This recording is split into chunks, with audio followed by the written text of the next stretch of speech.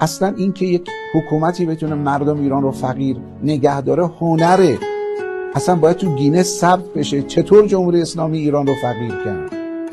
چون این کشور خاکش ثروته، نمکش ثروته، سنگش ثروته. آخه شما مگه میشه جایی از دنیا رو پیدا کنید که همون روز بتونید برید اسکی کنید رو برف، با 1 ساعت پرواز، 1 ساعت و نیم پرواز برید اون سمت تو دریا شنا کنید؟